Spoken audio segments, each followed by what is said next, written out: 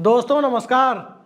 दिल्ली के पूर्व उप मुख्यमंत्री मनीष सिसोदिया पिछली फरवरी से यानी तकरीबन 10 महीनों से वो जेल में है और 10 महीनों से जेल में उनके होने के बावजूद उन पर जो आरोप है तकरीबन 200 करोड़ रुपए के दिल्ली के कथित शराब घोटाले में उन पर आरोप है 200 करोड़ रुपए का। और 200 करोड़ रुपए के इस आरोप के बावजूद ना तो ईडी अभी तक कोई मनी ट्रेल पे पेश कर पाई है, ना ही ऐसी कोई प्रॉपर्टी उनकी बता पाई है, ना ही कोई अकाउंट ऐसा बता पाई है और ना ही कोई कैश की रिकवरी कर पाई है। लेकिन इसके बावजूद एक अंडर ट्रायल के तौर पर वो तकरीबन 10 महीने से जेल में है। उनके बेल पर भी कई दिनों तक सुनवाई हुई।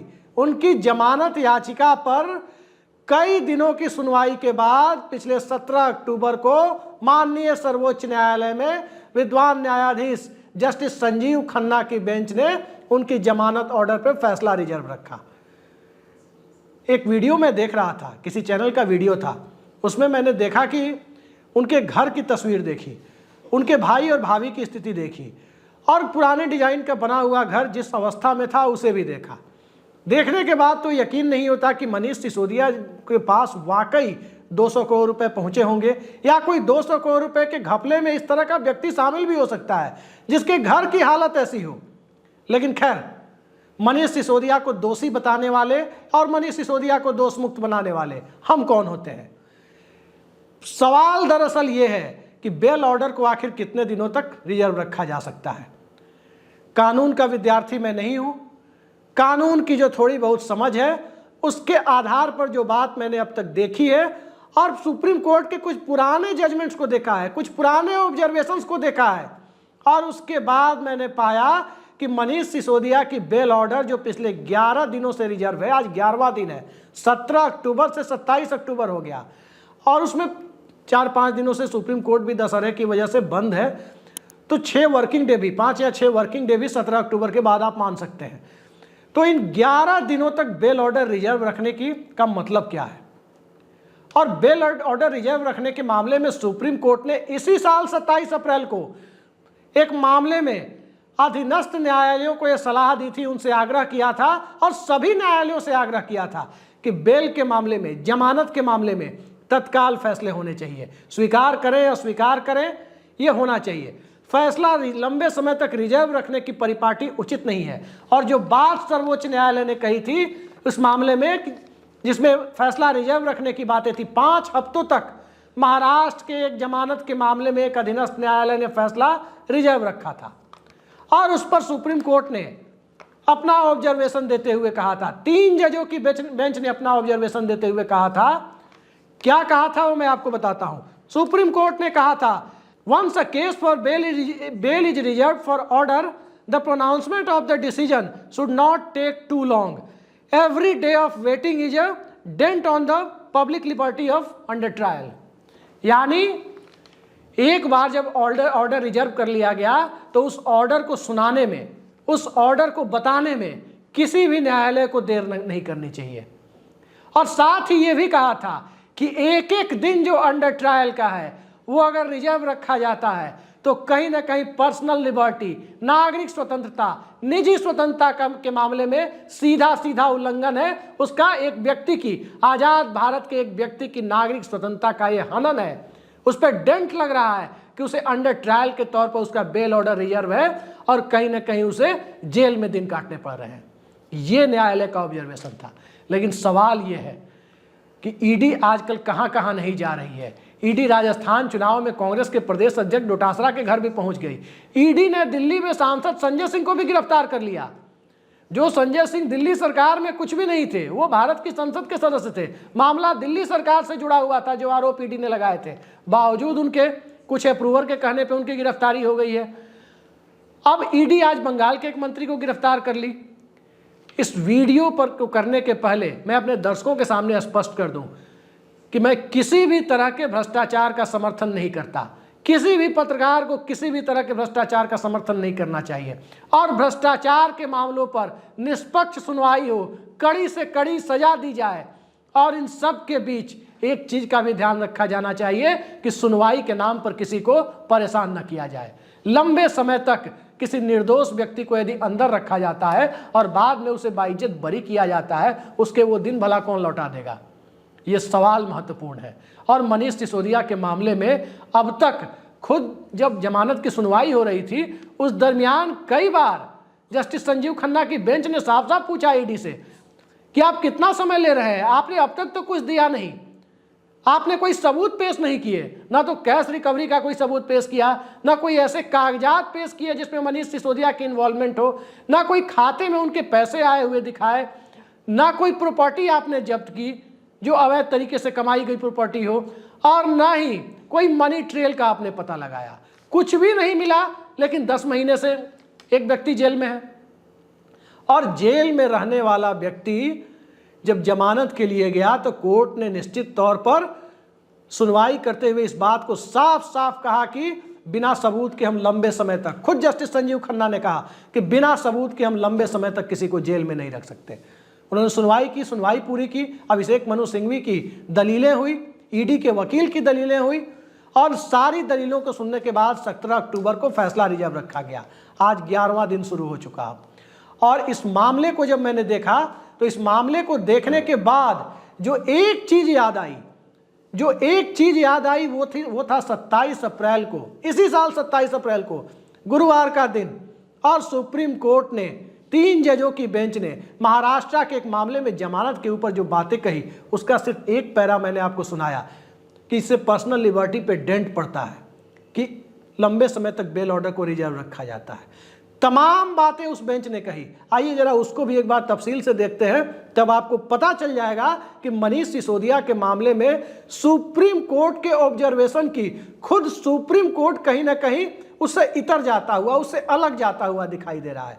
माननीय सर्वोच्च न्यायालय के प्रति पर्याप्त सम्मान के साथ मैं ये बात कह रहा हूं कि एक जजमेंट कहीं ना कहीं एक विद्यार्थी के तौर पर मुझे भी कहीं ना कहीं इससे अजीब लग रहा है कि एक ऑब्जर्वेशन में सर्वोच्च न्यायालय के 3 विद्वान न्यायाधीश ये कहते हैं कि जमानत के मामलों पर त्वरित निर्णय होने चाहिए, 10 मिनट से ज़्यादा सुनवाई नहीं होनी चाहिए, और दूसरी तरफ और सुनवाई के बाद लंबे समय तक इसको रिजर्व नहीं रखा जाना चाहिए। बावजूद इसके आज 11वां दिन है।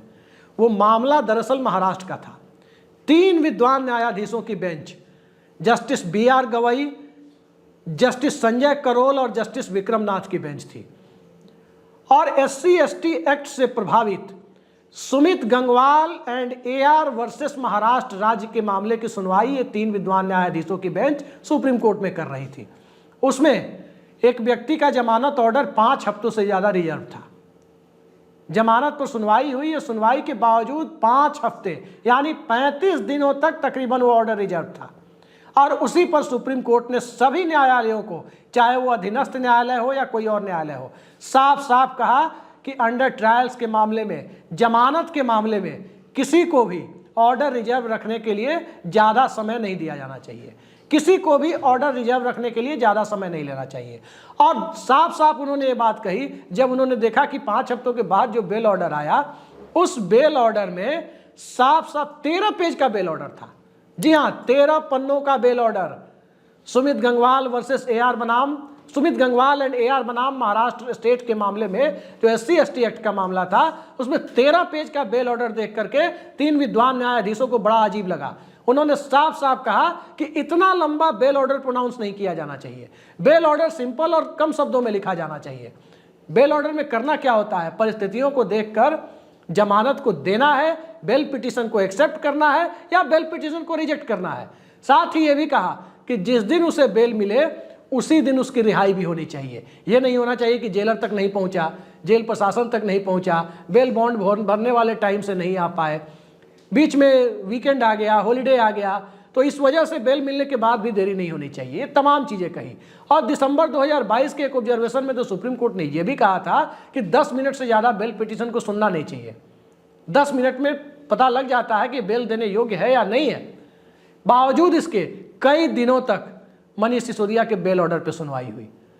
आप सोच सकते हैं कि सर्वोच्च न्यायालय एक मामले में क्या ऑब्जर्वेशन देता है, एक मामले में सुप्रीम कोर्ट का ऑब्जर्वेशन क्या होता है, और दूसरे मामले में सुप्रीम कोर्ट खुद क्या करता हुआ नजर आता है। ये सवाल इसलिए महत्वपूर्ण है क्योंकि मौजूदा दौर में जब पर्सनल लिबर्टी पे डेंट लगने का सवाल खुद 27 अप्रैल 2023 को सुप्रीम कोर्ट ने एक दूसरे मामले में उठाया कि जमानत के मामले को लंबे समय तक टाल कर नहीं रख सकते। फिर ये हो क्या रहा है? क्या हालत हुई थी सत्येंद्र जैन की?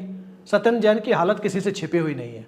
सत्येंद्र जैन का वजन काफी घट गया था। सत्येंद्र जैन लंबे समय तक जेल में थे और अभी वो स्वास्थ्य कारणों से, हेल्थ इश्यूज के आधार पर, हेल्थ ग्राउंड पर उन्हें जमानत मिली हुई है। संजय सिंह, उनके बारे में किसी कथित शराब घोटाले के उसके अप्रूवर ने कह दिया, वो अप्रूवर जो आंध्र प्रदेश की एक पार्टी से जुड़ा हुआ है और एक दूसरा व्यक्ति है, और उस पार्टी के बारे में कहा जा रहा है कि चुनाव के बाद वो पार्टी यदि केंद्र में भारतीय जनता पार्टी को समर्थन के लिए सांसदों की संख्या कम पड़ी तो वो सहयोग करने के लिए तैयार हो सकती है। उस पार्टी से जुड़ा हुआ एक व्यक्ति अप्रूवर बनता है और एक अप्रूवर दिल्ली का एक व्यक्ति। वो कहता है कि कहीं ना कहीं संजय सिंह ने मुलाकात करवाई मनीष सिसोदिया से और दूसरे लोगों से, और उस मुलाकात के बाद उसके मुताबिक उसने पैसे दिए। अब उस पैसे के बारे में न तो उसने कोई फुटेज दी, ना ही उसने कोई सबूत दिया, बस अप्रूवर ने कह दिया। ईडी ने संजय सिंह को उठाकर जेल में डाल दिया। उनकी जमानत भी लंबित है। ठीक इसी तरह से मनी लॉन्ड्रिंग का मामला बनाकर संजय राउत को जेल में डाला गया महाराष्ट्र में।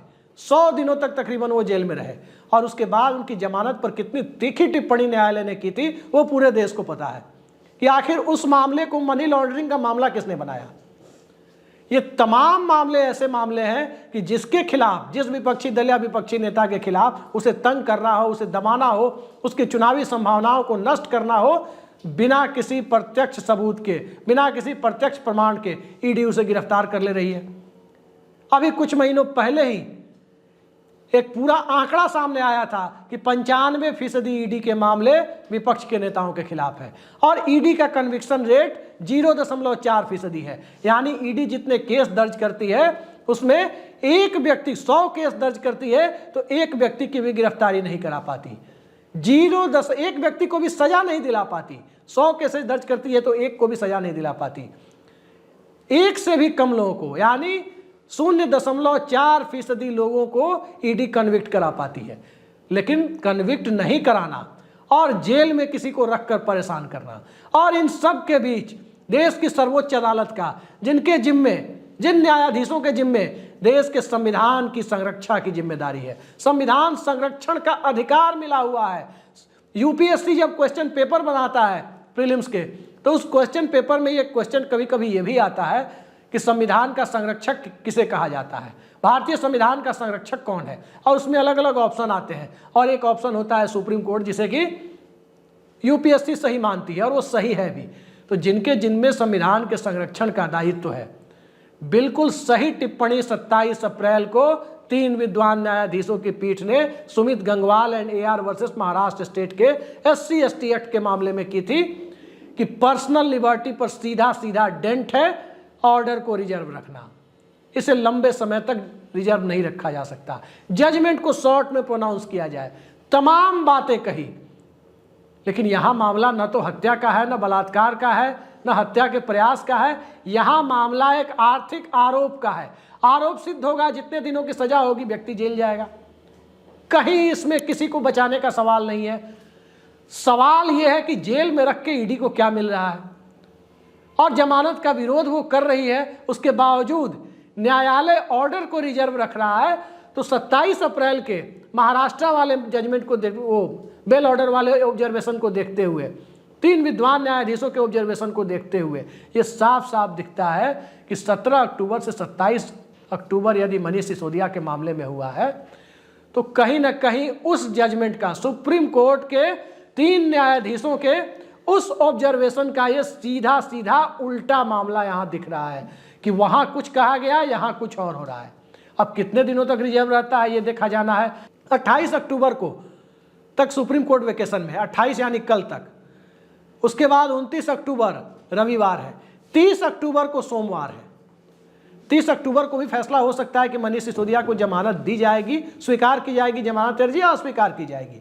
हालांकि ये फैसला जब रिजर्व है तो विद्वान न्यायाधीश इसे घर से भी दे सकते हैं, क्योंकि जब मामला पर्सनल लिबर्टी पर डेंट का सीधा सीधा सुप्रीम कोर्ट ही मान रहा है तो फैसला तो कहीं से भी दिया जा सकता है। सवाल वो नहीं है, सवाल दरअसल ये है कि जब ईडी सिर्फ विपक्षी लोगों को ही पकड़ रही है, उस दौर में किसी अंडर ट्रायल को, एक उप मुख्यमंत्री को, एक जनप्रतिनिधि को, जिसके ऊपर किसी आर्थिक अपराध का आरोप लगाया गया है, उस आरोप की सिद्धि के मामले में, उस आरोप की पुष्टि के मामले में कोई डॉक्यूमेंट अब तक ईडी मुहैया नहीं करा पाई है कि आखिर वो 200 या 150 करोड़ रुपए जो भी आरोप है, उस आरोपों के ऊपर क्या होना है। तो सवाल इस दौर में ज़्यादा गंभीर हो जाते हैं। सवाल इतने गंभीर इसलिए हो जाते हैं कि क्या ईडी विपक्ष को दबाने का एक माध्यम बनी हुई है, और ईडी विपक्ष को दबाने का माध्यम बनी हुई है तो उस दबाने के माध्यम के दौर में, मौजूदा दौर में जिस तत्परता के साथ न्यायालय ने, माननीय सर्वोच्च न्यायालय ने मनीष सिसोदिया मामले की सुनवाई शुरू की, तो उस सुनवाई पर पिछले 11 दिनों से ऑर्डर रिजर्व क्यों है, ये भी एक बहुत महत्वपूर्ण सवाल है। और सुप्रीम कोर्ट के उस जजमेंट के 27 अप्रैल वाले ऑब्जर्वेशन के कॉन्टेक्स्ट में देखें, जिसमें जस्टिस विक्रम नाथ, जस्टिस BR गवई और जस्टिस संजय करोल ने साफ साफ कहा था कि ये पर्सनल लिबर्टी पर डेंट है, यानी निजी स्वतंत्रता और नागरिक स्वतंत्रता के सीधे सीधे हनन का मामला बन जाता है यहाँ पर, जहाँ पर बेल ऑर्डर लंबे समय तक रिजर्व रहता है। तो देखते हैं उस लंबे समय को तो सुप्रीम कोर्ट ने 27 अप्रैल के महाराष्ट्र वाले यानी सुमित गंगवाल वाले मामले में परिभाषित नहीं किया, बिल्कुल उसी तरह परिभाषित नहीं किया जैसे 11 मई को महाराष्ट्र में विधानसभा अध्यक्ष को जो रीजनेबल टाइम फ्रेम की बात जस्टिस DY चंद्रचूड़ साहब की बेंच ने जो की थी, वो रीजनेबल टाइम फ्रेम क्या हो, उसके लिए अब 30 अक्टूबर को फिर से सर्वोच्च न्यायालय को उस मामले की सुनवाई करने की नौबत आ पड़ी है। उसी तरह से should not take too long time in bail order, ये जब 27 अप्रैल को उस मामले में कहा गया तो टू लॉन्ग टाइम का टाइम फ्रेम क्या है, ये उस वक्त निर्धारित नहीं किया गया, ये उस वक्त न्यायालय ने नहीं कहा। लेकिन इतना जरूर था कि 5 हफ्तों तक वो बेल ऑर्डर रिजर्व था, उस पर न्यायालय की भ्रिकुटी तनी थी, उस पर न्यायालय ने सवाल उठाए थे। लेकिन अभी मामला 2 हफ्तों का नहीं हुआ है, अगले 1-2 दिन में 2 हफ्तों का हो जाएगा। तो देखते हैं आने वाले वक्त में मनीष सिसोदिया के मामले में क्या होता है। लेकिन आने वाले वक्त में न्यायालय को भी कहीं ना कहीं वो दिन एक सुनवाई के लिए ना रखना पड़े जिसमें साफ साफ जाहिर करना पड़े कि कोई भी न्यायालय बेल ऑर्डर को आखिर अधिकतम कितने दिनों तक रिजर्व रख सकता है। क्योंकि जब डेडलाइन खींचने की बारी विधानसभा अध्यक्ष के मामले में आ रही है कि दल बदल यानी एंटी डिफेक्शन के मामले में एक डेडलाइन सुप्रीम कोर्ट तय करे, रीजनेबल टाइम फ्रेम कहने के बावजूद लगातार विधानसभा अध्यक्ष टालते रहे, तो बेल ऑर्डर के मामले में भी कहीं इस तरह की नौबत आ जाए तो ये बात भी न्यायालय के लिए, ये बात भी न्यायिक शुचिता के लिए और ये बात भी न्यायिक स्वतंत्रता के साथ साथ न्यायालय के प्रति सम्मान रखने वाले, इतना सम्मान रखने वाले देश के लिए बहुत उचित तो नहीं जान पड़ती कि न्यायालय को न्यायालय के मामले में ही डेडलाइन तय करने की नौबत आए। आने वाले वक्त में ये क्या होगा कोई नहीं जानता। मनीष सिसोदिया की बेल ऑर्डर एक्सेप्ट होगी, जो रिजर्व पड़ी हुई है बेल ऑर्डर वो एक्सेप्ट होगी या रिजेक्ट होगी, ये भी कोई नहीं जानता। लेकिन बेल ऑर्डर जल्दी आ जाए इसकी अपेक्षा सभी को है। फिलहाल के लिए इतना ही, नमस्कार।